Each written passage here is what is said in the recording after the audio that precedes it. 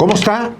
Bienvenido una vez más a 7 días, este espacio de información semanal que se transmite todos los viernes al mediodía sobre lo que produce la unidad de investigación de Sin embargo MX. Y bueno, hay esta semana también como la anterior temas intensos. Bueno, esta semana nada menos que fue relevante por la expectativa del sucesor del Papa Francisco, que finalmente se materializa, pero también lo que aconteció el fin de semana en el Consejo Nacional de Morena, el domingo específicamente, con resoluciones a partir de la carta que envió la presidenta Claudia Sheinbaum. Obed. Así es, se votan los lineamientos que se desprenden a partir de esta carta que se lee durante el Consejo Nacional, se aprueba de manera unánime y curiosamente horas después de que se aprueba la carta, se da a conocer un nombramiento que pues, prácticamente contradice gran parte de esos lineamientos, o al menos la esencia de los lineamientos. Nombran a Adrián Rubalcaba Suárez como director del metro. ¿Quién es Adrián Rubalcaba Suárez? Muchos se preguntarán. Pues bueno, es un tipo que empezó en el PRD, se enojó cuando en el PRD no le dan la candidatura, se va al PRI, en el PRI vuelve a suceder lo mismo, pero de fondo de eso es un sujeto ligado a un grupo criminal como los Claudios, y que se sabe porque hay denuncias y se le investigó por operar toda una maquinaria de acoso a medios, periodistas y opositores políticos. Ese es uno de los temas que ahorita les vamos a detallar más, y sobre todo también saber, Álvaro, quién es o de qué es, o digamos, cuáles son los esqueletos que tiene en el closet el nuevo Papa León XIV. Digo, ¿hay denuncias ahí? Sí, efectivamente. Bueno, son parte de los temas que le vamos a usted a presentar el día de hoy. Es mucha la información que usted también, recuerde, puede leer de manera íntegra en Sin embargo MX, que estrena un código QR para que usted acceda sin ningún costo a toda la información que aquí le presentamos. Vamos a una breve pausa y volvemos ya con los temas.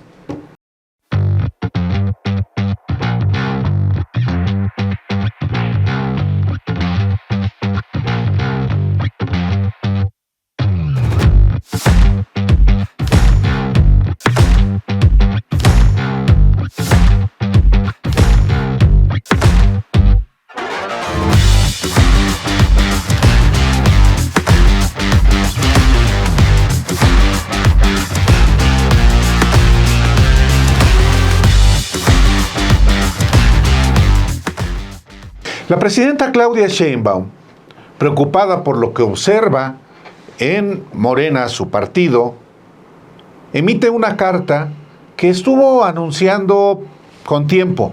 Total, la envía el 25 de abril al Consejo Nacional que sesionó el domingo, y en esa carta pues hacen una serie de formulaciones para recuperar o para consolidar, ratificar los principios que debe tener ese partido político. Un conjunto de recomendaciones, Obed, que no son nuevos.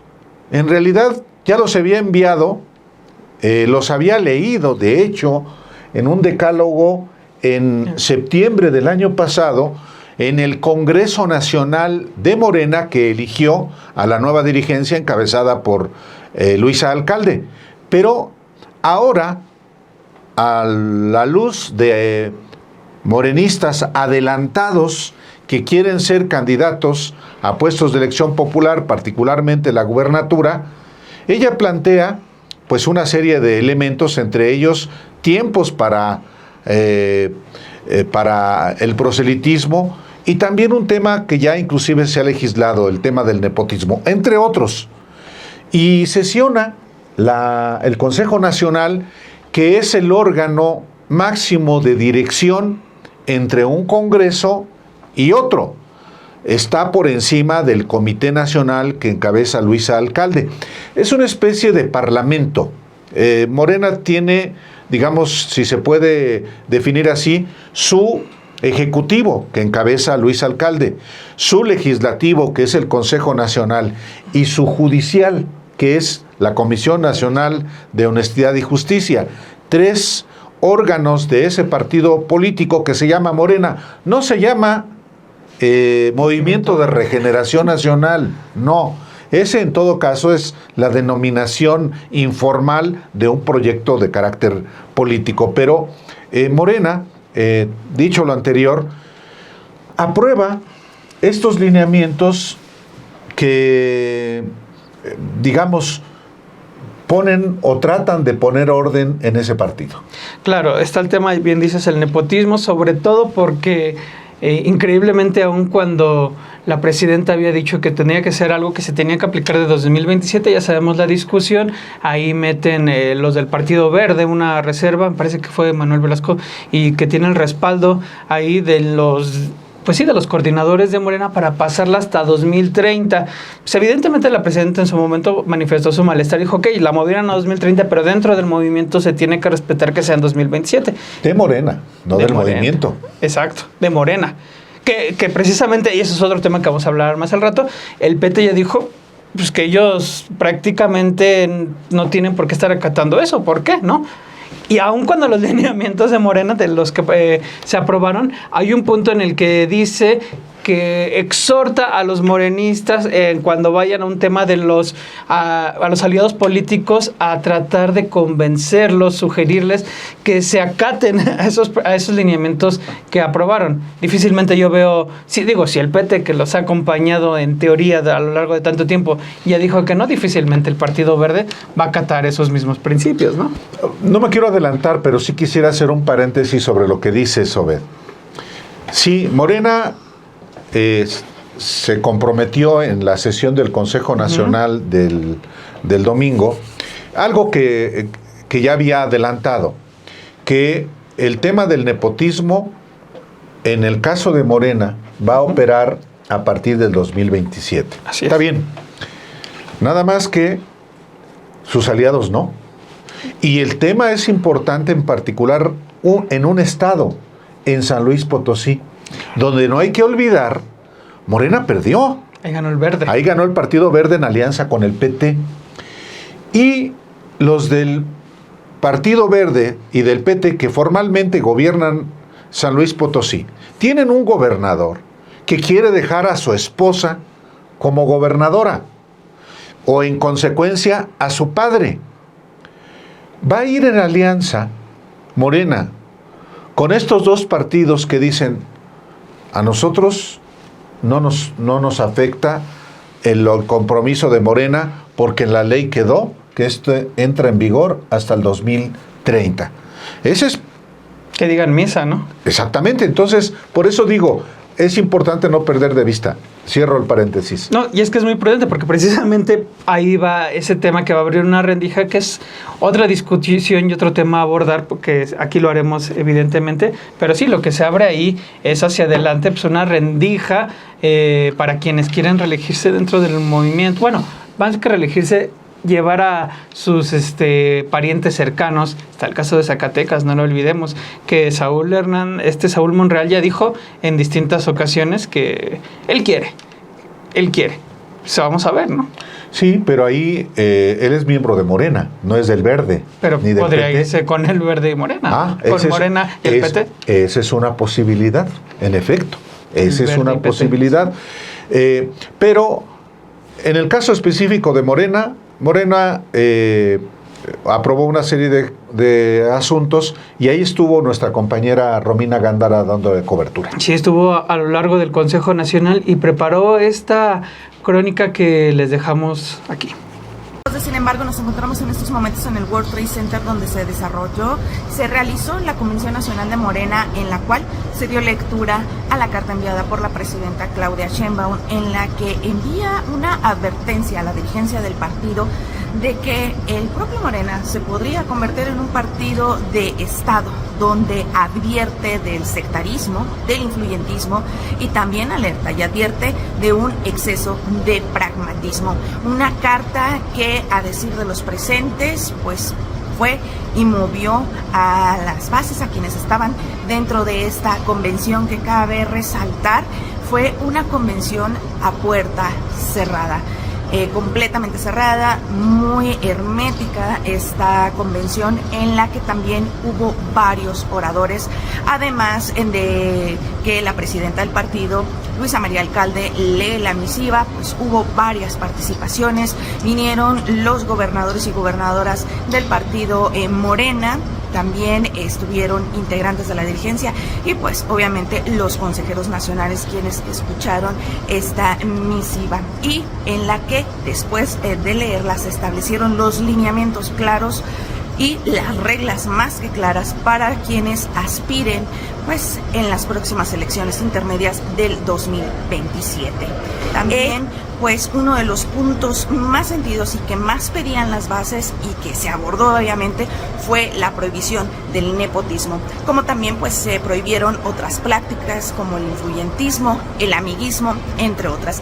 Pero vamos a escuchar precisamente algunos de los consejeros de Morena que estuvieron en esta reunión, quienes coincidieron que era necesaria esta reunión que moviera al partido. Para algunos consideran que no fue como tal un jalón de orejas, sino que era necesario hacer un alto en el camino y reflexionar sobre las prácticas que se están realizando. Otros consejeros coincidieron o señalaron de que sí, hay algunos militantes de Morena que están cayendo e incurriendo en prácticas pues que son nocivas para el partido, para la imagen del partido, pero que es el punto importante y el momento necesario para reflexionar. Vamos a escuchar a continuación parte de lo que nos mencionaron algunos de los consejeros.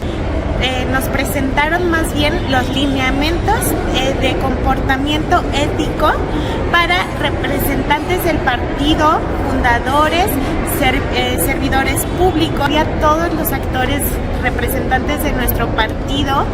Y uno de ellos, que para nuestro estado en San Luis Potosí es uno de los más importantes, fue la prohibición al nepotismo.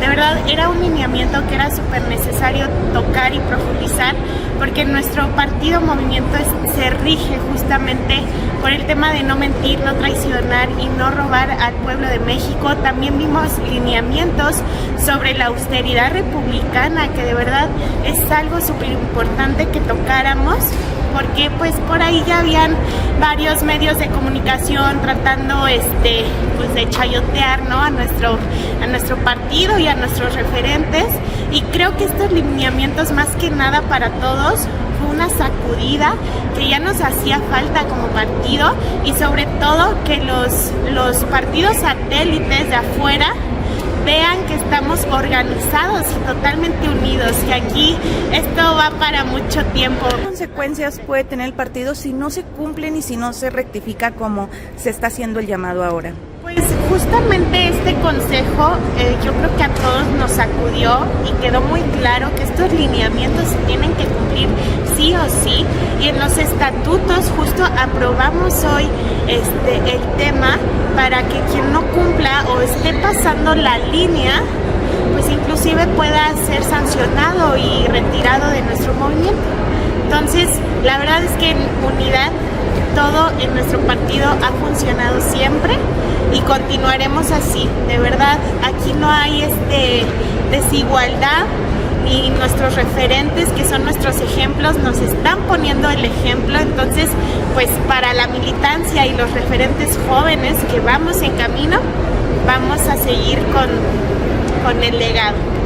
En los casos específicos en los que ya se incurrió en una falta de los principios de Morena, como es anticiparse una campaña, poner la imagen, ¿qué va a pasar con esos casos que ya ocurrieron? O a partir de esta convención es borrón y cuenta nueva. No es borrón y cuenta nueva, pero sí es un llamado a partir de ahorita a entender el movimiento que nos trae aquí, que es este movimiento cercano a la gente, que es este movimiento de las causas justas, que es este movimiento a ras de suelo. A ver, todas y todos tienen la libertad de participar, ya lo decía también nuestro presidente del Consejo, de levantar la mano, claro, y qué bueno que todas y todos quieran participar por Morena, que sepan que es con Morena donde se transforma el país. Pero es importante dejar claridad, porque muchas y muchos van sumándose y tal vez de repente no tenían mucha claridad de cómo se hacen las cosas en Morena. Ahora ya queda la claridad. Ya, la verdad es que muy bien, fue una jornada muy fructífera. La verdad es que todas y todos los consejeros nacionales esperábamos con ansia la carta que ya había anunciado desde días atrás nuestra presidenta de la República y nuestra líder Claudia Sheinbaum, y pues bueno, es algo que ya veníamos y que nuestro partido, nuestro movimiento necesita, terminar con el nepotismo, y aunque está aprobado hasta el 2030, en Morena vamos a cumplirlo desde el 2027, y pues bueno, también no adelantarnos en los tiempos de campaña. No hubo bucheo. No hubo bucheo. No hubo bucheo. Quizá fue al final, pero fue por el que se extendieron las participaciones de los compañeros, y lo único que se pedía es que se ajustaran a los tiempos de participación que se había establecido.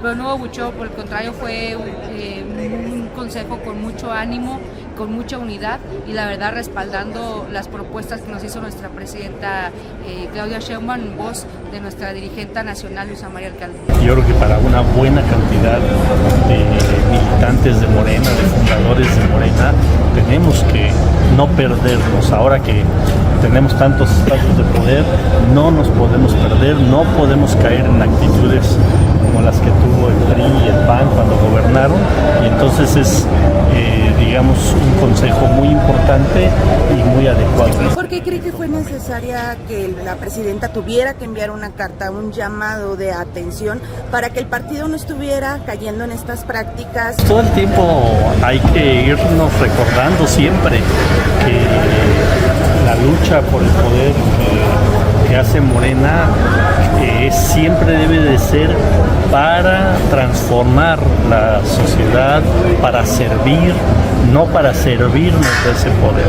Entonces es muy importante que estemos recordándonos, todo el tiempo nos tenemos que estar recordando, porque bueno, pues venimos de años de una tradición política en el país que era distinto, entonces no está nada mal este recordatorio. Pues más que jalón de orejas, yo creo que es normal, lo decía Ángel Valderas Puga, somos un partido que a los 4 años de haber prácticamente pues nacido legalmente ganamos la presidencia de la República, y es un partido nuevo que va profundizando este modelo de transformación.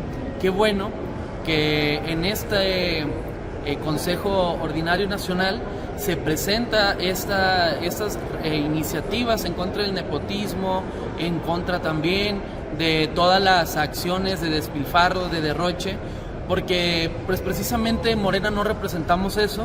Nosotros tratamos de dar ejemplo con nuestras actitudes de no al derroche, de no al nepotismo, y aunque siempre ningún movimiento es perfecto, creo que Morena no ha defraudado, y creo que el hecho de que, como lo dijo también el compañero Taibo, ya era hora también de dar este gran mensaje contundente, y yo creo que el ánimo de todos los consejeras y todos los consejeros nacionales de Morena es increíble. Estamos completamente de acuerdo en todo lo que se propuso y estamos seguros de que se va a llevar a cabo. En un momento de exceso de pragmatismo, explícanos o darnos un poco más de contexto acerca de ese pragmatismo, porque esa es precisamente la justificación que ha estado dando el movimiento para incorporar a varios perfiles del PRI. En esta otra pregunta, a ver, nuestro movimiento es un movimiento abierto y se ha planteado por parte de la compañera presidenta pues, lo que es la lógica del movimiento, que es no al sectarismo, porque se alimenta también el sectarismo,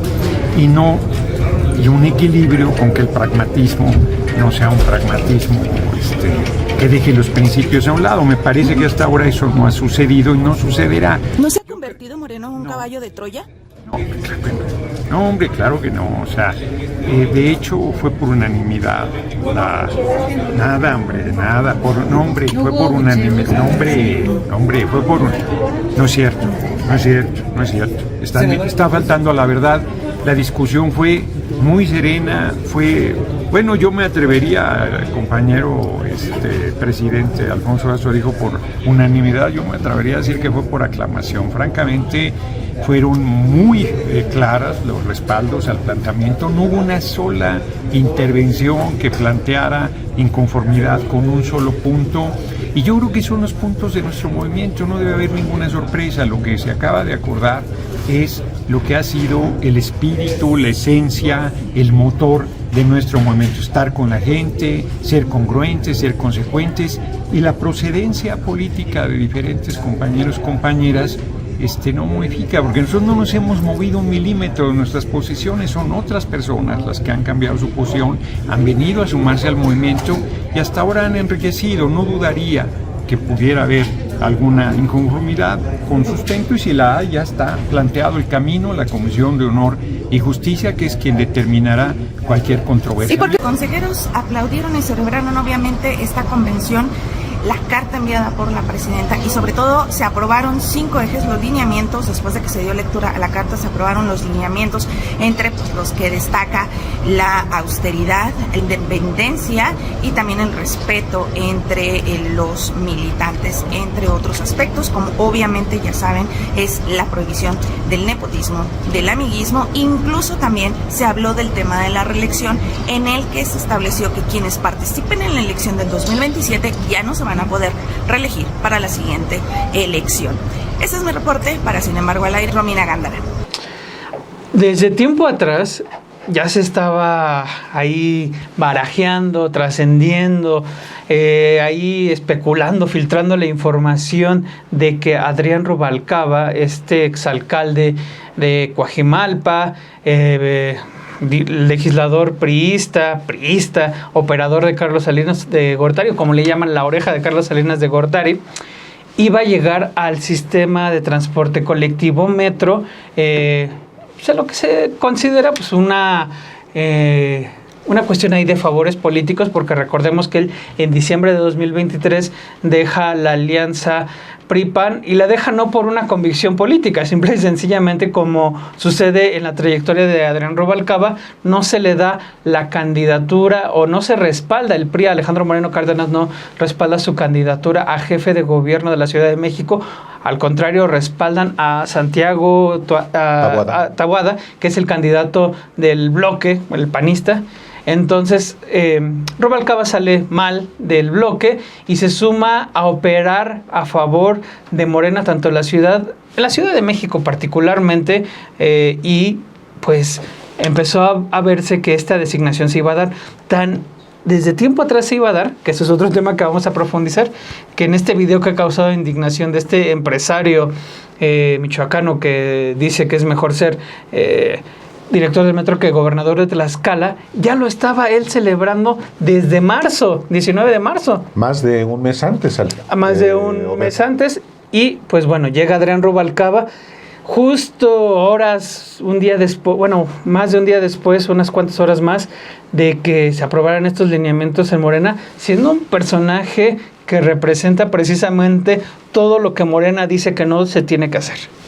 Bueno, efectivamente, el martes, un día después de que se estaba apenas difundiendo lo acordado por Morena en su Consejo Nacional, la jefa de gobierno, el gobierno de la Ciudad de México, informa de la designación de Adrián Rubalcaba como director general del sistema de transporte colectivo Metro, que efectivamente es quizá en términos políticos y económicos una institución que tiene un mayor peso que el gobierno de Tlaxcala. Yo lo digo con respeto.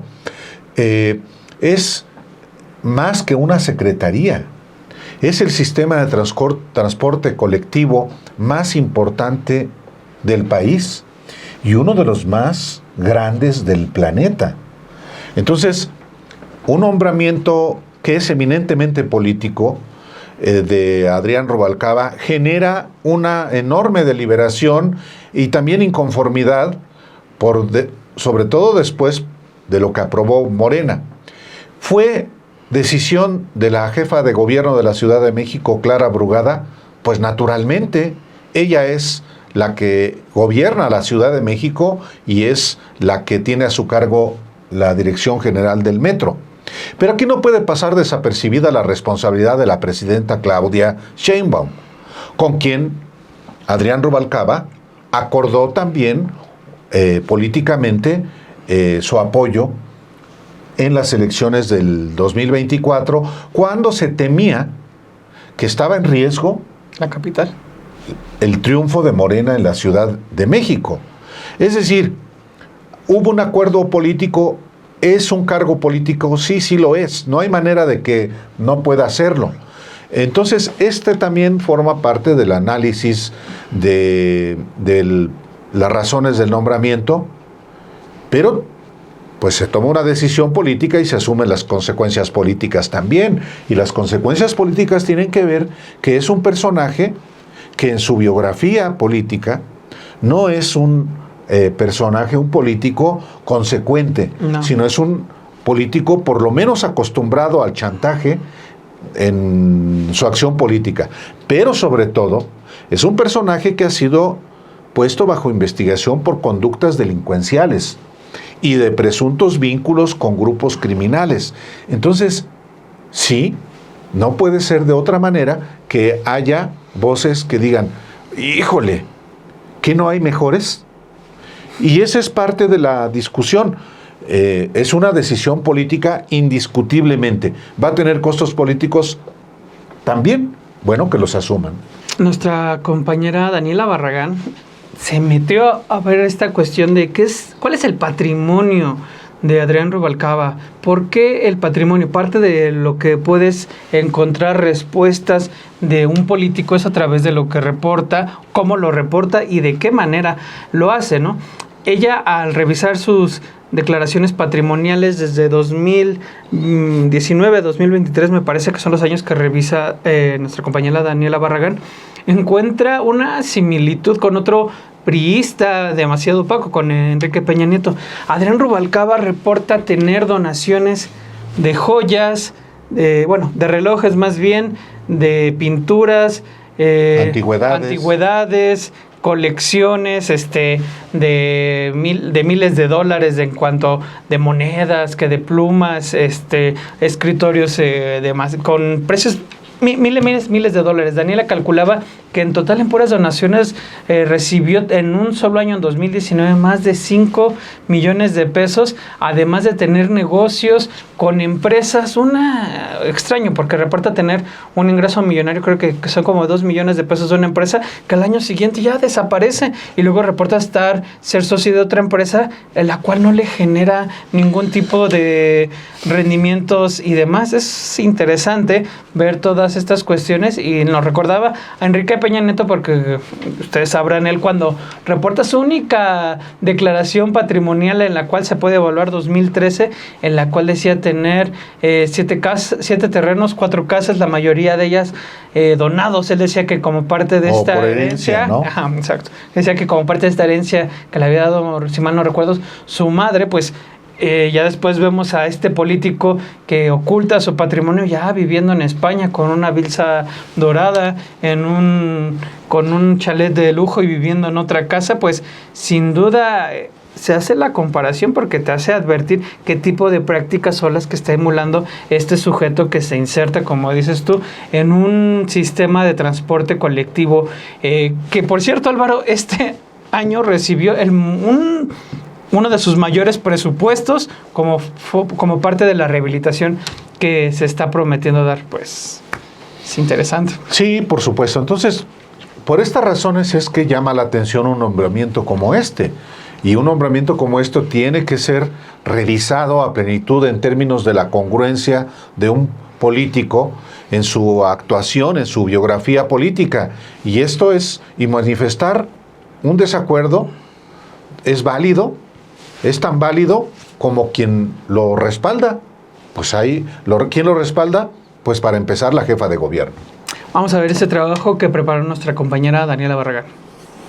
Adrián Rubalcaba gobernó la alcaldía de Coajimalpa en 3 ocasiones. Priista durante los últimos años, se unió al Partido Verde Ecologista de México en el puente que se tendió con Morena en diciembre de 2024. Cuando otros priistas dieron ese brinco para apoyar el proyecto de la llamada Cuarta Transformación y las candidaturas de Claudia Sheinbaum y Clara Brugada, quien lo calificó como un gran operador. Pero, ¿quién es Adrián Rubalcaba Suárez de acuerdo con sus declaraciones patrimoniales? Entre sus posesiones hay relojes de más de 1 millón de pesos, pinturas, bustos de bronce, muebles antiguos y alfombras valuadas en miles de dólares que contrasta con el llamado de la presidenta Claudia Sheinbaum a quienes integran el movimiento de la Cuarta Transformación a vivir en la justa medianía, gobernar con la austeridad y no buscar un aspiracionismo material. Su caso rememora al del expresidente Enrique Peña Nieto, quien aseguró ser propietario de 4 casas, 4 terrenos y un departamento, 7 de los cuales los obtuvo por herencia y precisamente por donación. Rubalcaba informó, por ejemplo, haber recibido en donación un reloj Patek Philippe con valor de 1.294.410 pesos, un Rolex Presidente de 315.900 pesos, un reloj de oro marca Omega de 76.500 pesos, una colección de monedas antiguas de 400.000 pesos, una colección de mancuernillas y plumas de 135.000 pesos, un lote de libros de arte, filosofía y economía de $7.650, un escritorio de madera de cedro, aplicaciones de bronce y cubierta de piel de origen italiano de $52.500. La lista sigue con un óleo sobre tela de nombre La Dolorosa, firmado por Dolores Gálvez del año 1898 de $1.350, un óleo sobre tela de San Juan firmado por Ibarra Flank de $6.427, una alfombra de origen turco de $54.900, un busto de bronce atribuido a Josefina Beauharnais por Rodelot Sirva del año 1801 de Francia de $16.050, un juego de mesa marquetería de Siria de $8.355, un mueble recibidor tipo boudoir en madera tipo ojo de pájaro color amarillo con aplicaciones de bronce y cubierta de mármol valuado en $8.355 y por último $20.000 en efectivo. Sobre sus ingresos anuales, en 2021 Rubalcaba reportó $1.502.746 pesos, la mayoría provenientes de su cargo público y el resto por enajenación de un vehículo y otros ingresos.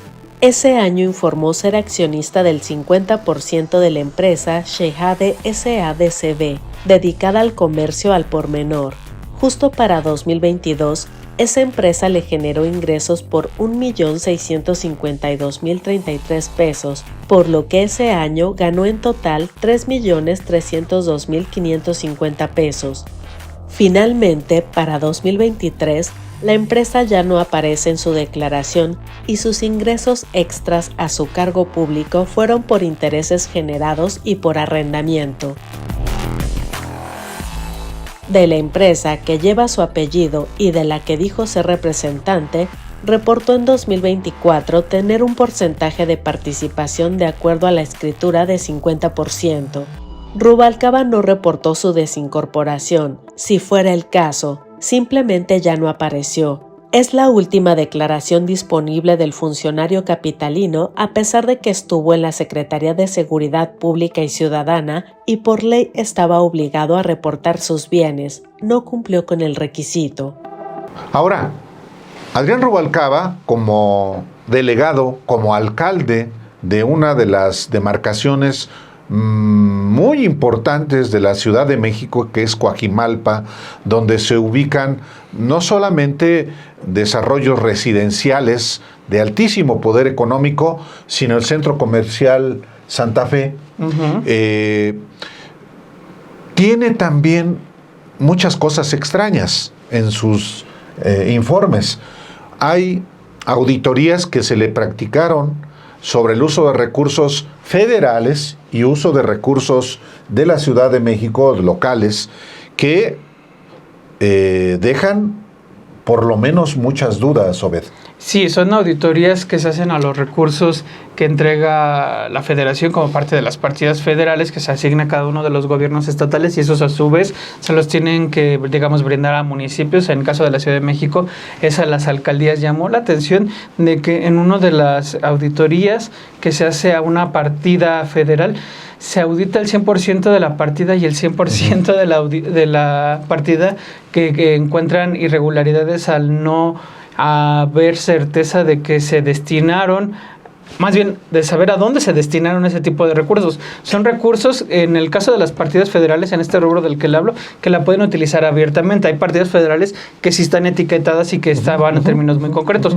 En esta que digamos que era el uso que pudiera darle a la alcaldía, no se comprobó que haya sido lo que reportaba la alcaldía. La alcaldía en la misma auditoría da su respuesta e informa que pues sí se llevaron a cabo los estándares necesarios, y presenta una serie de documentaciones que al final la auditoría dice, pues es que esto no solventa nada.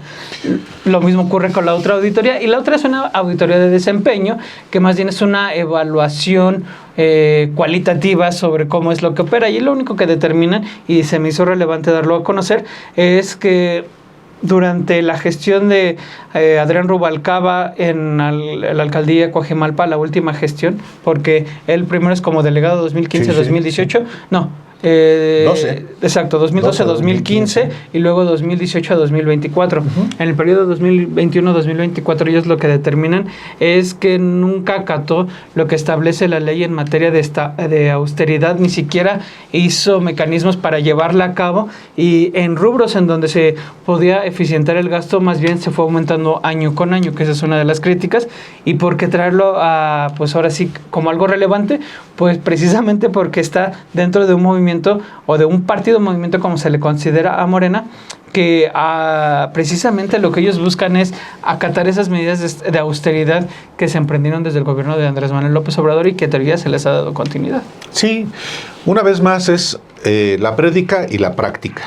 Y en el caso de esta práctica de esta nueva adquisición del gobierno de la Ciudad de México de signo morenista, pues sí deja mucho que desear. Este es el trabajo que Obed preparó sobre las auditorías de Adrián Rubalcaba, que insisto, pues dejan por lo menos muchas dudas. Así es, vamos a ver este trabajo.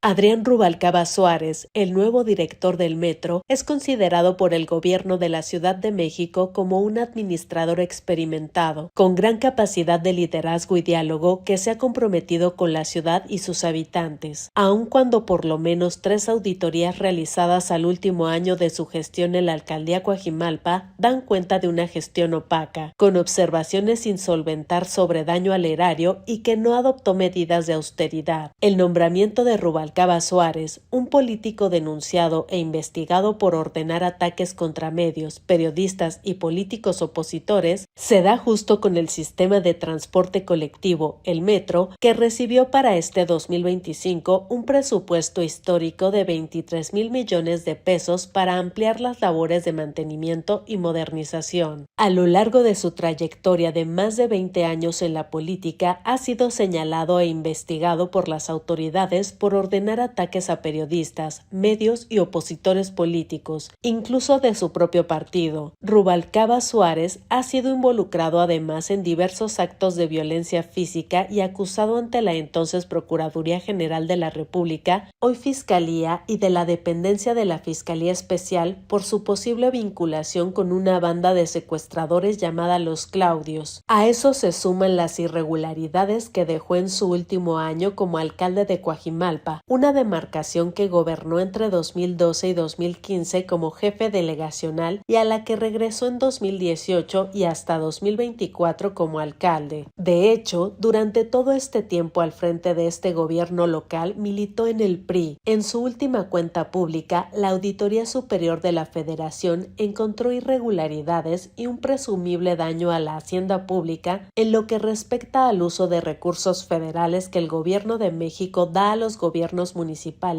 y a las alcaldías de la Ciudad de México. El caso más grave se dio en los recursos de las participaciones federales a municipios 2023. En el ejercicio de los recursos, la alcaldía infringió la normativa, principalmente la Ley General de Contabilidad Gubernamental, lo que generó un probable daño a la hacienda pública por un importe de 201,562,125 pesos, el cual representó el 100% de la muestra auditada presentada. Las observaciones determinadas derivaron en la promoción de las acciones correspondientes. La Auditoría Superior de la Federación también evaluó la gestión financiera de los recursos transferidos a la Alcaldía Coajimalpa mediante el Fondo de Aportaciones para la Infraestructura Social Municipal y de las demarcaciones territoriales por 60.997.000 pesos y detectó en concreto un probable daño de 57.906.862.96 pesos. Las irregularidades también se extienden a la falta de implementación de medidas de austeridad. La Auditoría Superior de la Ciudad de México detectó en su revisión ASCM/154/23 que la Alcaldía Coajimalpa de Morelos no llevó a cabo ahorros en las partidas 2211, productos alimenticios y bebidas para personas, 2611, combustibles lubricantes y aditivos, 3112, energía eléctrica, 3361, servicios de apoyo administrativo, fotocopiado e impresión. Por el contrario, se registraron incrementos en el ejercicio de 2023 respecto a los ejercicios anteriores.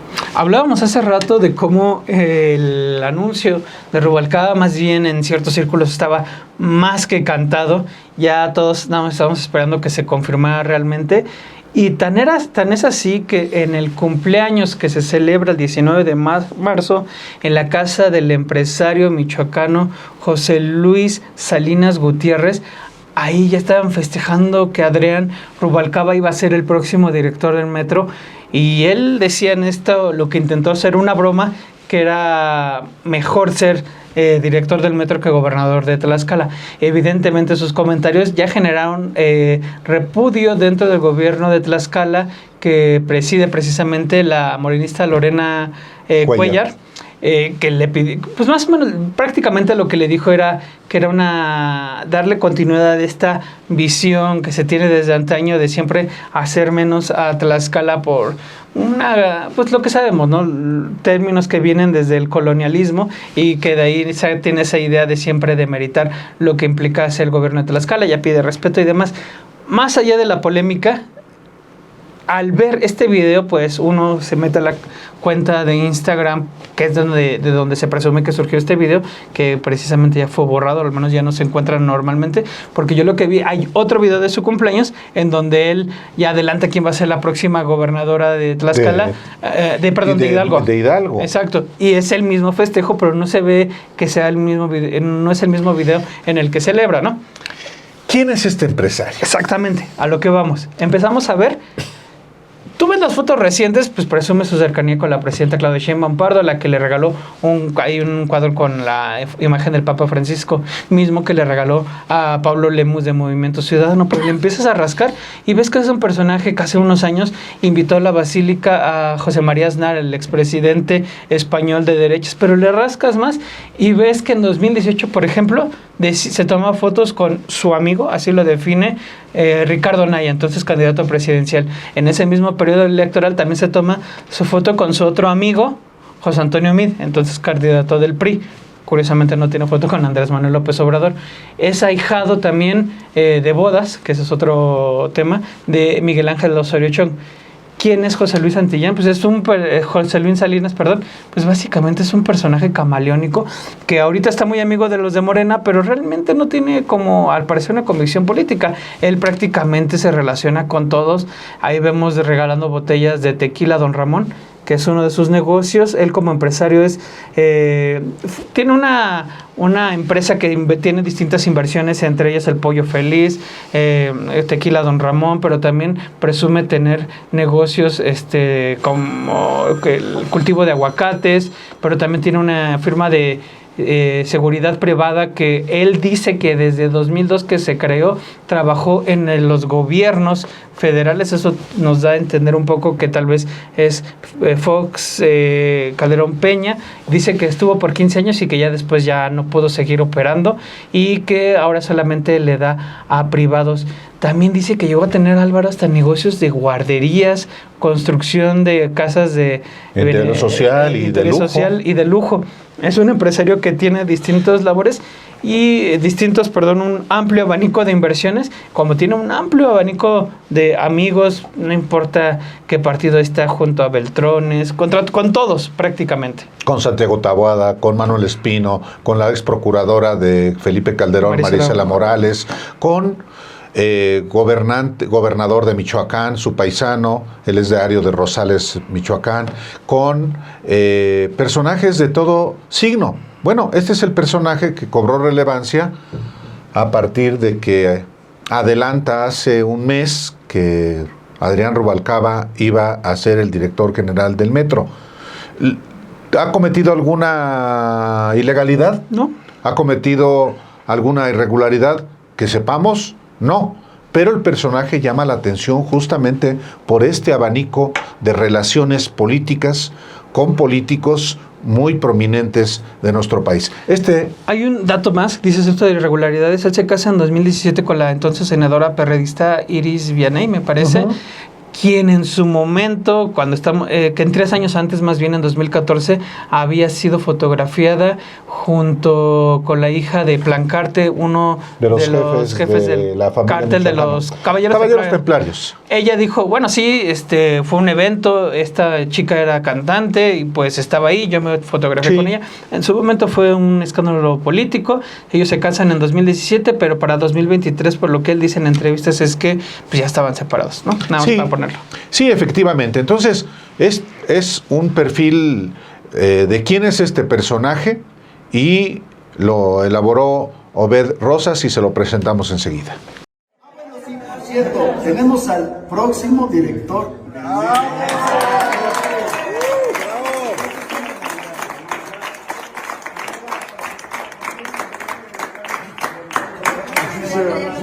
Pero ¿sabes qué? Yo les voy a decir una cosa, ser director del Metro, digo, para los de Tlaxcala no están aquí, es mejor que ser gobernador de Tlaxcala.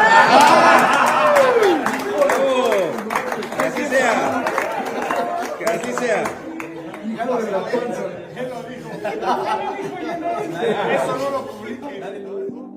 El empresario José Luis Salinas Gutiérrez se encuentra nuevamente en el centro de la polémica tras un video donde se burla de Tlaxcala, afirmando que ser director del metro es mejor que ser gobernador de Tlaxcala.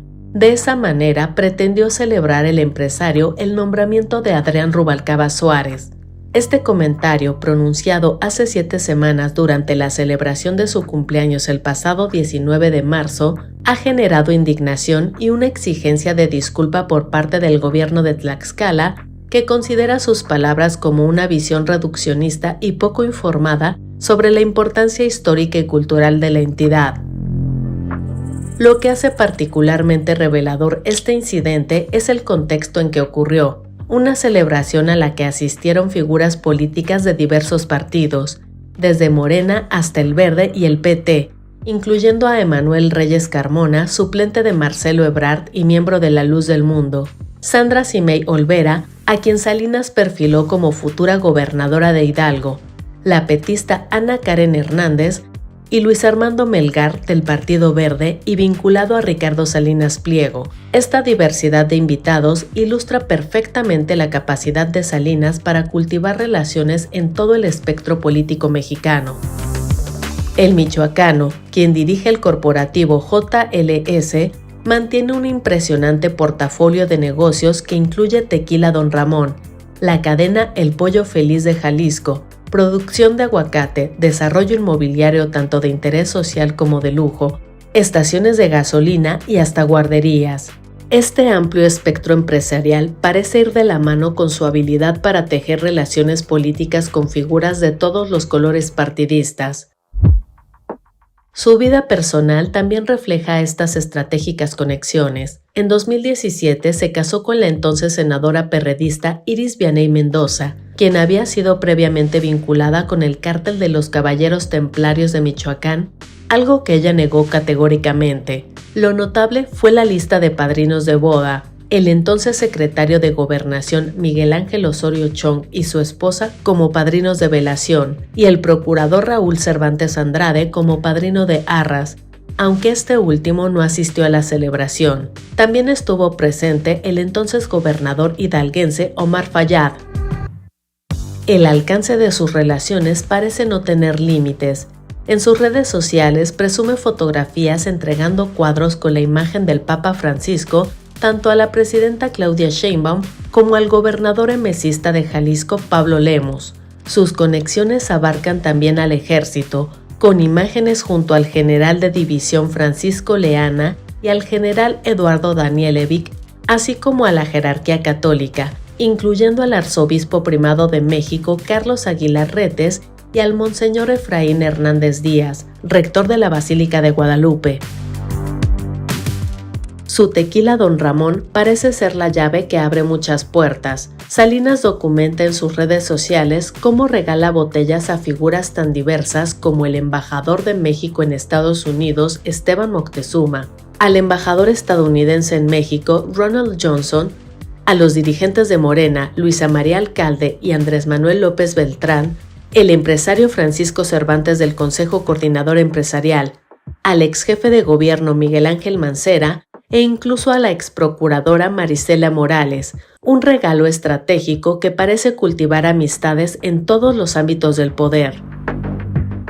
La galería de fotografías que Salinas exhibe en su Instagram complementa perfectamente su imagen de amigo de todos. Aparece junto al magnate Carlos Slim, al lado del gobernador morenista de Hidalgo, Julio Menchaca, posando con Margarita Zavala, esposa del expresidente Felipe Calderón, y también con el veterano político Manlio Fabio Beltrones. Este amplio espectro de relaciones personifica lo que podría llamarse un verdadero camaleón político, capaz de adaptarse y prosperar en cualquier entorno de poder, independientemente de ideologías o filiaciones partidistas.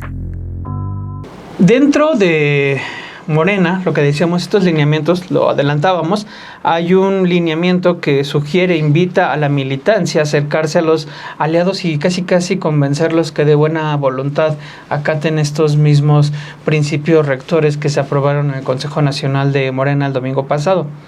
Ayer en estos días entrevistan a Regino Sandoval, ahí en la... Reginaldo Sandoval.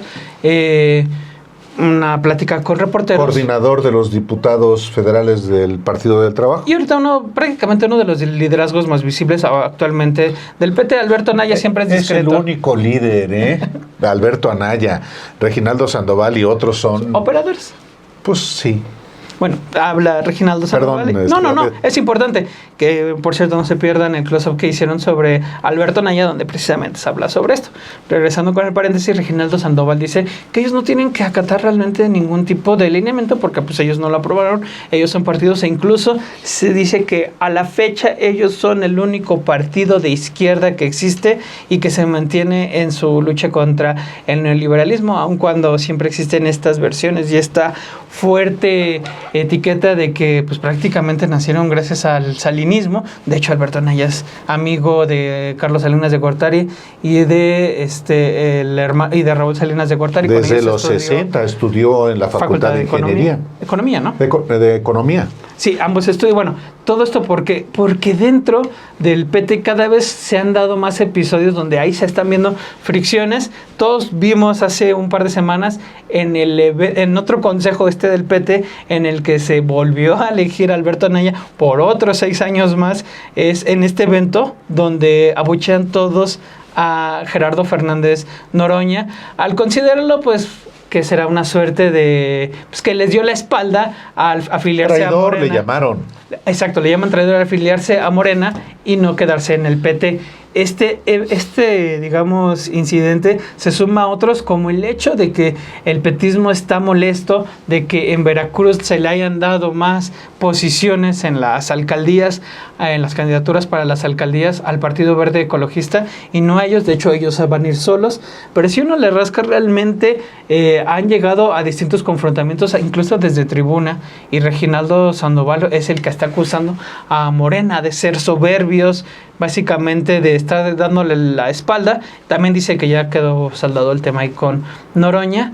Pero ciertamente, Álvaro, llama la atención que ahora ellos llamen de soberbia a Morena cuando uno de los episodios más recientes y claves de ruptura ocurrió en Coahuila, cuando ellos respaldan a Ricardo Mejía Verdeja, ex subsecretario de Seguridad, quien al no tener la candidatura de Morena al Estado, la gana Armando Guadiana, pues es un berrinche prácticamente, y el PT lo respalda.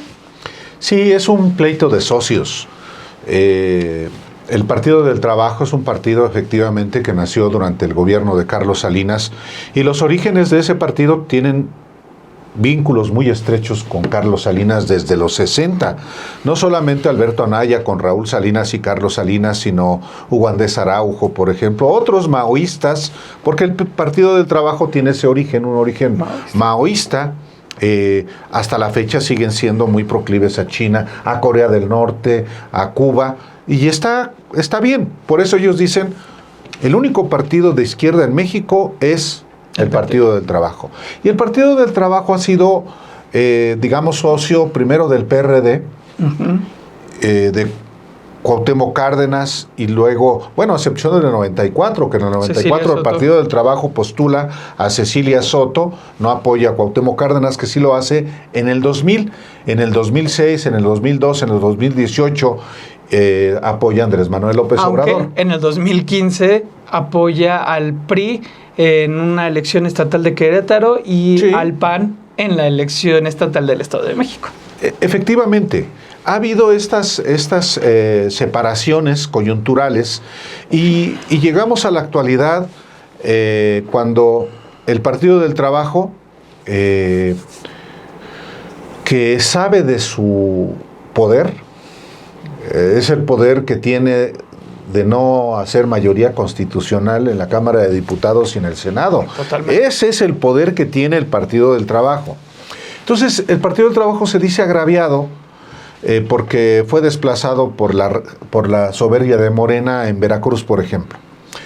Sí, pero en el 2023, tú lo recuerdas bien, el PT se aferró a poner como candidato a Mejía Verdeja, y eso eventualmente hizo que Morena no ganara Coahuila. No se sabe necesariamente, pero rompió la coalición.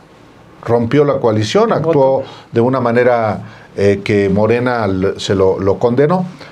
Bueno, llegamos a este momento también porque tiene otros dos agravios el PT, Obed. Uno, que la política de López Obrador de que no hubiera intermediarios ni gestores en recursos públicos, le quitó al Partido del Trabajo una de sus fortalezas, el gestionar recursos para crear centros, los llamados CENDIs, centros de atención para niños. Eso se lo quitó. Y un segundo tema que todavía no se materializa, pero que está en curso: los diputados plurinominales. Que de desaparecerse sería un golpe mortal. La reforma que propuso el expresidente López Obrador elimina los plurinominales, solamente los de mayoría, o hace de plurinominales todos. Dicho de otra manera, si se aprobara una reforma en este sentido, afectaría gravemente al Partido del Trabajo, que pues ha vivido de plurinominales. Entonces, este es el contexto, digamos, para la inconformidad que hoy existe en el Partido del Trabajo, que además se agudizó con que uno de sus principales rostros más populares, que era Gerardo Fernández Noroña, no se haya afiliado al PT, nunca estuvo afiliado al PT, aunque fue diputado federal por el PT, y haya preferido a Morena, por eso le llaman traidor. ¿Cuál es el futuro del Partido del Trabajo? Bueno, de alguna manera se va a saber lo que obtenga en Veracruz, a donde va solo. Pero está apostándole a irse con el Partido Verde, por ejemplo, en la gubernatura de San Luis Potosí. Vamos a ver este trabajo que preparó nuestra compañera Montserrat Antunes. La relación entre el Partido del Trabajo y Morena, aliados desde que este último se fundó, se ha tensado en los últimos meses ante la decisión de no competir juntos en las elecciones municipales de Veracruz. Después, diputados federales intercambiaron señalamientos durante la discusión del desafuero de Cuauhtémoc Blanco, exgobernador de Morelos denunciado por violencia sexual, a quien Morena respaldó. Más recientemente, militantes del PT reclamaron al senador Gerardo Fernández Noroña por afiliarse a Morena, luego de que ellos apoyaron sus aspiraciones presidenciales. Reginaldo Sandoval, coordinador de las y los diputados del PT, declaró la semana pasada que la relación con Morena está congelada por la soberbia del partido Guinda, aunque más recientemente aseguró que han dialogado con Ricardo Monreal, coordinador de Morena en la Cámara Baja, y mantendrán su respaldo a las propuestas de la presidenta Claudia Sheinbaum. Reclamó el trato que han recibido como aliados. En la elección que tenemos este año, que es Durango y Veracruz, en Durango vamos juntos, ahí va caminando bien, y en Veracruz vamos solos, no por culpa del PT, sino por decisión de Morena, de que nos ninguneó, no nos necesita, ahí se ven, y bueno, pues equivocadamente. La alianza entre Morena, el PT y el Partido Verde Ecologista no se concretó en esa entidad porque el PT reclamó que encabezaría la coalición solo en 22 municipios. En contraste, en 33 municipios estaría al frente el Verde Ecologista, aliado de Morena, cuestionado por recibir en sus filas a expriistas sobre los que pesan señalamientos de corrupción. Mientras que en Durango, los tres partidos sí competirán juntos por 37 de los 39 ayuntamientos de la entidad. Otra ruptura se registró en la elección por la gubernatura de Coahuila en 2023, cuando el PT decidió competir en solitario, pero a solo 5 días de la elección el partido abandonó a Ricardo Mejía, su candidato, y llamó a votar por el de Morena, Armando Guadiana. Esas votaciones concluyeron con el triunfo del candidato del PRI. El coordinador de los diputados del PT reconoce que no competir en alianza los expone a perder cargos, como ocurrió en 2021, cuando Morena no logró la mayoría calificada en la Cámara de Diputados. ¿Qué provocó ese error, esa falla? Que fue no por una decisión de reflexión política, de profundidad en el análisis y de ver lo que estaba ocurriendo en tema de la coyuntura política, que no tuviéramos las 2/3 partes en la Cámara de Diputados. Morena se cayó estrepitosamente, y entonces la reflexión que estamos haciendo ahorita es que necesitamos sentarnos, dialogar y pensar de cómo profundizar y cómo irnos a fondo en la construcción de la 4T, entendida como la primera, la segunda y la tercera, que también no corramos el riesgo de que se nos quede en el camino porque empecemos a fallar, porque empecemos a sentirnos mucho, a sentirnos autosuficientes y creer que ya podemos todo. El Partido del Trabajo resintió la decisión de Fernández Noroña de afiliarse a Morena, pese a que desde 2009 ha sido legislador federal respaldado siempre por el PT. El 26 de abril, durante el Congreso Nacional del partido, militantes lo abuchearon entre gritos de traidor. El presidente de la Cámara de Senadores describió este acto como una emboscada y aseguró que si bien está agradecido con el PT, no les debe nada ya que él también aportó al partido. En cambio, Reginaldo Sandoval asegura que Noroña no ha reflexionado acerca del sentimiento de la militancia y lo invitó a dejar de pensar únicamente en intereses personales. Noroña dejó claro que tomará distancia del PT, pero en el Senado, la vicecoordinadora del partido, Giovanna Bañuelos, descartó que esta decisión represente una ruptura ni dentro del PT ni con Morena. A nivel federal, Morena necesita los votos de las y los 49 diputados del PT para alcanzar la mayoría calificada en el Congreso. Actualmente es la cuarta fuerza en la Cámara de Diputados, por debajo del Partido Verde, que cuenta con 62. El partido, liderado desde hace años por Alberto Anaya, fue aliado político del expresidente López Obrador y después de Morena, el partido que fundó. Esta cercanía le ha permitido aumentar su votación cada 6 años y con ello conservar su registro a nivel federal. Por ejemplo, en 2018 obtuvo 3.396.264 de votos en la elección presidencial y en junio de 2024 registró 3.882.813 sufragios. Es decir, en los últimos 2 comicios presidenciales, su votación aumentó 14.33%. Sin embargo, solo por detrás del PRD, que perdió su registro a nivel federal, el PT es el partido que sumó menos votos en la elección de 2024, con 6.45%. Por encima de él quedó el Partido Verde, con 4.677.057 sufragios y el 7.7% de la votación. Ayer, después de 3 fumatas, es elegido Robert Prevost Martínez, el Papa 267 de la historia. Adopta el nombre de León XIV. Y bueno, se celebra dentro de la feligresía de la Iglesia Católica que tengan un nuevo representante. Aquí, digamos que en la tierra, como lo plantean ellos, pero muchos han hablado de su carácter a favor de los pobres, de sus misiones dentro de Perú, allá en Chiclayo, y se ha hablado pues en buenos términos de él como un antitrompista que va a dar continuidad al Papa Francisco, a lo que él había establecido. Pero ciertamente detrás de todo esto pues hay cuestionamientos, denuncias particularmente de haber sido él un encubridor de curas pederastas.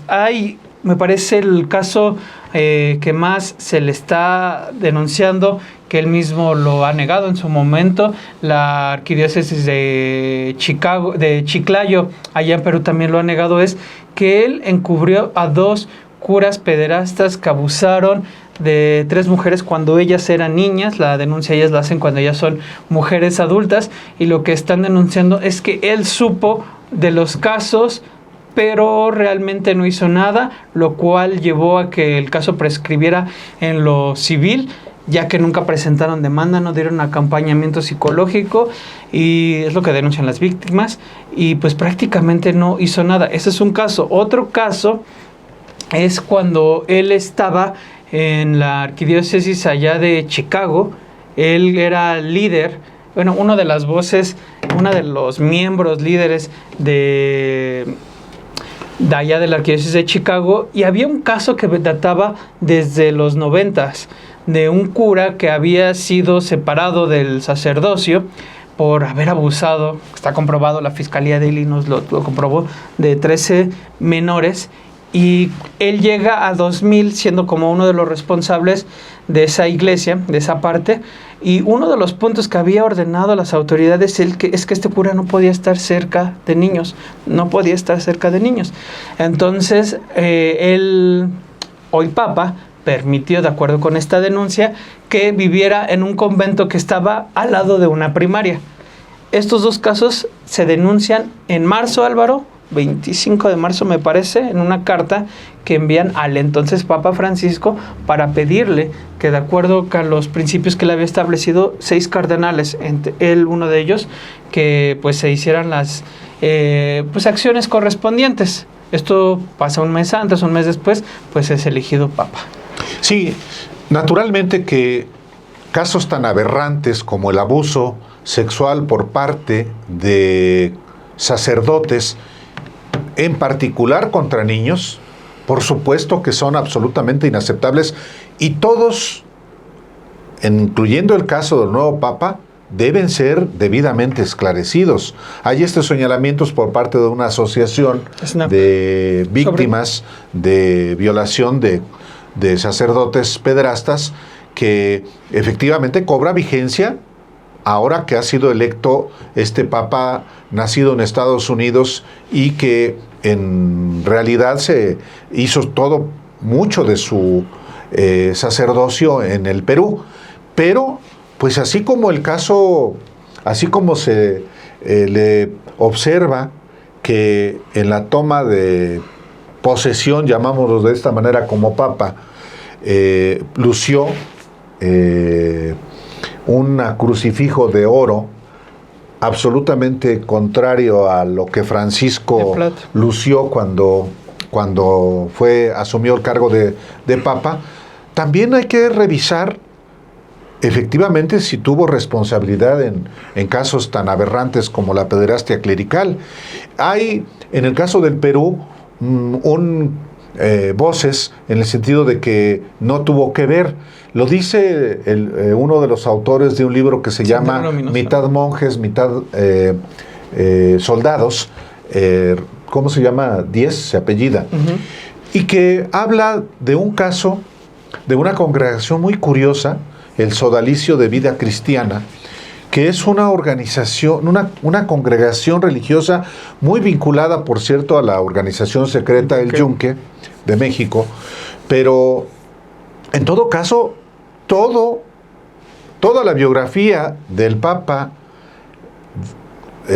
León XIV, pues debe estar sujeta al escrutinio, incluyendo la manera en que él decide llamarse como Papa, ¿no?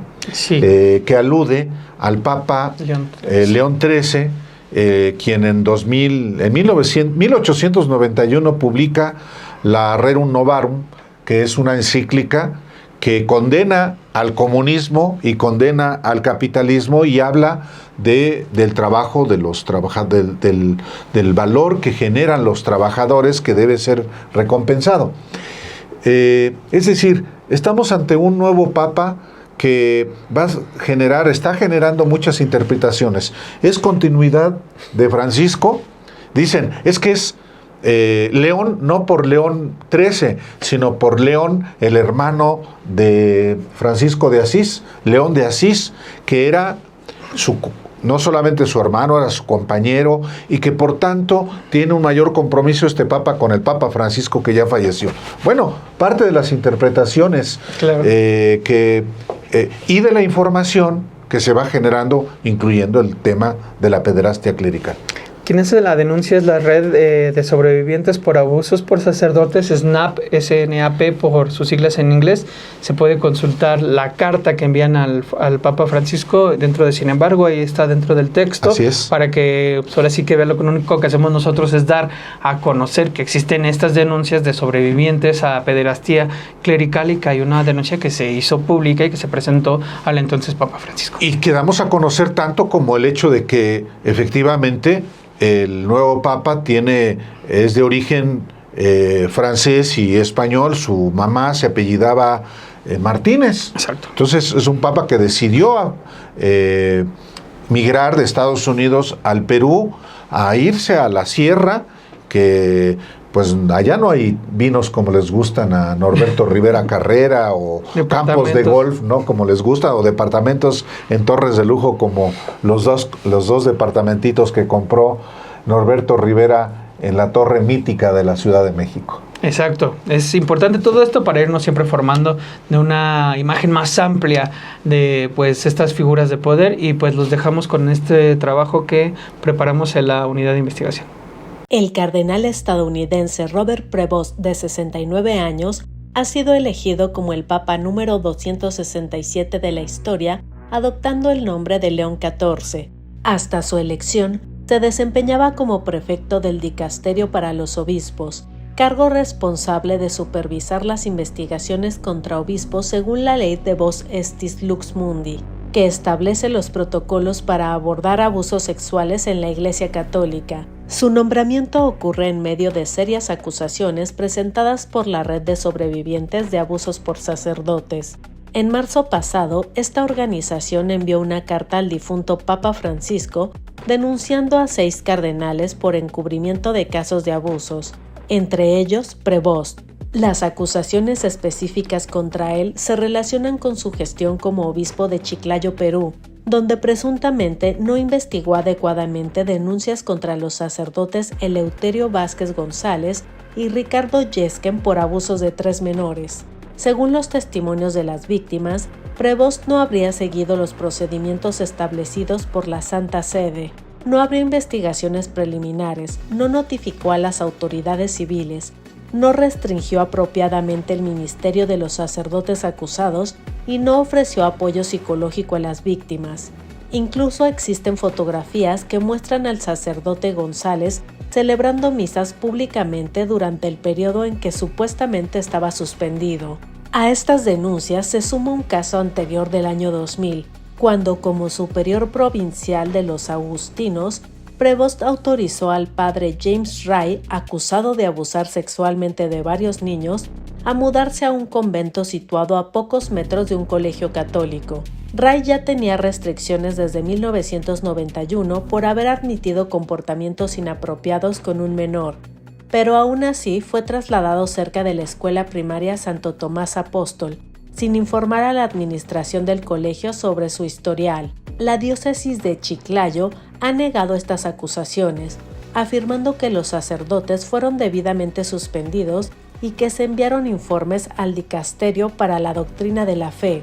Sin embargo, las víctimas aseguran que sus testimonios fueron tergiversados en estos informes, impidiendo una evaluación precisa de los casos. El caso peruano se cerró en agosto de 2023 debido a que el plazo de prescripción había expirado, mientras que Ray fue finalmente incluido a la lista de clérigos acusados de la Arquidiócesis de Chicago en 2006 y reducido al estado laical en 2012. Bueno, no podríamos dejar de mencionar en esta semana, en esta edición de 7 días, pues también asuntos que tienen que ver con Donald Trump y otro de sus proyectos. Proyectos que tienen que ver con la reproducción de personas en Estados Unidos. Obed. De tiempo atrás hay un tema que ha preocupado a distintos grupos, ¿no? Que es la reducción de población en Estados Unidos, que en un momento va a pesar, pues no va a haber, si los nacimientos se mantienen en como están, no va a haber esta mano de obra que pueda mantener a la economía.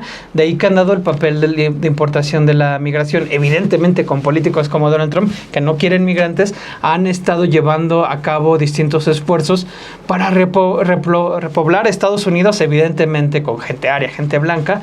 Y para ello hay un proyecto, incluso el propio Donald Trump se está llamando que él va a ser el presidente de la fertilidad. Y como parte de este tipo de proyectos, lo que están llevando a cabo es todo un plan amplio en el que están recibiendo propuestas de los sectores más conservadores de allá de Estados Unidos. En este tipo de propuestas, y te va a sonar esta idea que se les ocurre a ellos, que es dar premios a mujeres que tengan más de 6 hijos, premiándolas por contribuir al repoblamiento de Estados Unidos. Una medida similar se adoptó en la Alemania nazi, en la que se daban 3 tipos de cruces, eran de bronce, oro y plata, a distintas mujeres que, dependiendo del nivel de niños que tuvieran, y siempre y cuando los mantuvieran, en este caso en Alemania, bajo la formación del pensamiento nazi, ¿no? Eso es solamente uno de los puntos. Y uno de los impulsores, quien está teniendo bastante mano ahí, es Elon Musk, un tipo que tiene 14 hijos reconocidos. Sus asesores decían a The Wall Street Journal, tiene muchos más, evidentemente, y que tiene esta idea, Elon Musk, que hay un riesgo importante, así lo advierte, es un peligro que en países de tercer mundo, como los llaman, países en vías de construcción, como se les dice, estén teniendo más hijos y tengan una mayor población que Estados Unidos y Europa. Bueno, Elon Musk, su abuelo, tenía ideas así de nazistas. De hecho, él fue un partidario del apartheid, escribiendo incluso libros sobre eso. Sí, él es sudafricano. Exactamente. Aunque también canadiense. Sí, y gringo. Exacto, su abuelo era canadiense, se fueron a Sudáfrica. En ese viaje de Canadá a Sudáfrica dicen que se guardan muchos misterios. Esqueletos. Exactamente, y de ahí se van a Estados Unidos. Y él es uno de los impulsores, el otro es J.D. Vance, que es el vicepresidente de Estados Unidos. Ahí hay un punto interesante que están chocando los dos grupos, los más conservadores y los Elon Musk, que es la fecundación in vitro. Trump en sus promesas era un decreto que le iba a facilitar los costos.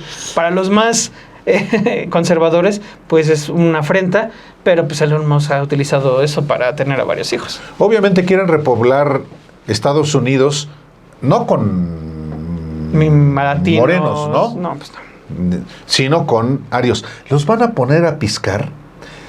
Es decir, van a poderlos a fabricar casas, edificios se ve complicado. En una de esas fabrican en serie gringos para el puro trabajo pesado. Pues es que es la idea de ese, o no sé qué quiere decir Estados Unidos cuando dice volver a América grande de nuevo, ¿no? Porque pues es la Estados Unidos de los años 20, 30, que fabricaban todo y eso. Ya se le dijo que Estados Unidos ahorita es un país de servicios, no de manufactura, pero pues entonces, pues es un tema muy importante, fascinante, porque se tiene que ver con la reproducción de personas. En una de esas, efectivamente, en vez de que se generarse robots, sí, van a fabricar personas en serie, güeros, ojos azules, musculosos, para la pizca y para el trabajo de la construcción. Les van a dar bonos por hijos y les van a dar, bueno, son de las propuestas, ¿no? Darle bonos y becas para que estudien en universidades.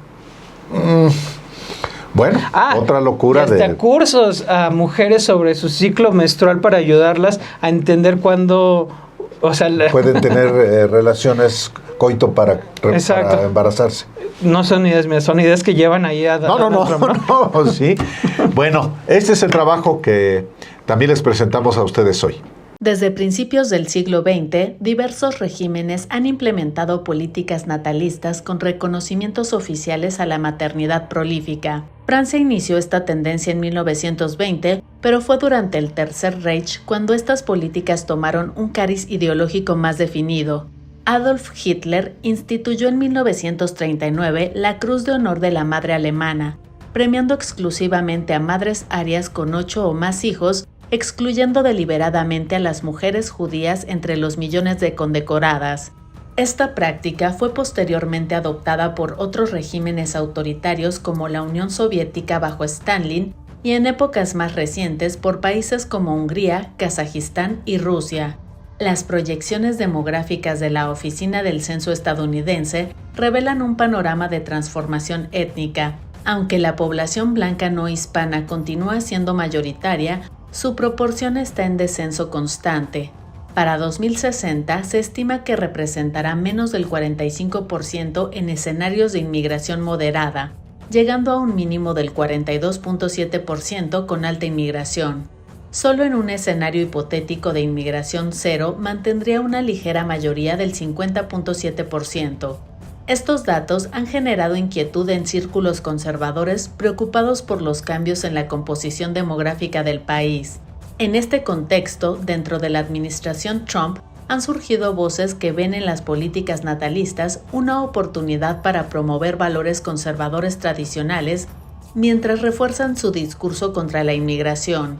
Esta postura refleja una preocupación creciente por las diferentes tasas de natalidad entre países desarrollados y en desarrollo, con figuras prominentes como Elon Musk expresando abiertamente su inquietud por la baja fertilidad en Estados Unidos y Europa en comparación con otras regiones del mundo. Elon Musk ha personificado este enfoque pronatalista con su propia vida familiar, con al menos 14 hijos reconocidos con 4 mujeres diferentes, incluyendo al artista Grimes y a la ejecutiva de Neuralink, Siobhan Silis. Musk ha convertido su prolífica paternidad en una declaración política. Según reportes periodísticos, el número real de sus descendientes podría ser significativamente mayor que el conocido públicamente, con fuentes cercanas al multimillonario sugiriendo una familia mucho más extensa. En un lenguaje cargado de simbolismo, Musk se refiere a sus descendientes como una legión, evocando las poderosas unidades militares del Imperio Romano que contaban con miles de soldados y fueron instrumentales en la expansión imperial. Esta metáfora refleja una visión de la reproducción como instrumento de poder e influencia. Reportes indican que Musk ha utilizado su plataforma X para reclutar potenciales madres, aprovechando su influencia como una de las personas más ricas del mundo. La intersección entre riqueza extrema y políticas reproductivas personales revela dimensiones preocupantes. Según investigaciones periodísticas, Musk ha empleado su fortuna para garantizar el silencio de algunas mujeres que han tenido hijos con él. Estos acuerdos de confidencialidad, documentados en mensajes y textos revisados por medios como The Wall Street Journal, plantean interrogantes sobre las dinámicas de poder en el juego cuando figuras influyentes promueven agendas natalistas mientras manejan sus propias familias como herramientas legales y financieras que no están al alcance del ciudadano común. Pues bueno, Álvaro, fue todo. Creo que fueron temas diversos, evidentemente marcados sí por lo de Adrián Rubalcaba, los lineamientos de Morena, el Papa. Pues ahí les regalamos esa pieza de tron para que también vayamos viendo cómo se configura ya todo. Bueno, pues les agradecemos la atención a este espacio 7 días que, como todos los viernes, se los presentamos Obed Rosas y su servidor. Hasta dentro de 8 días.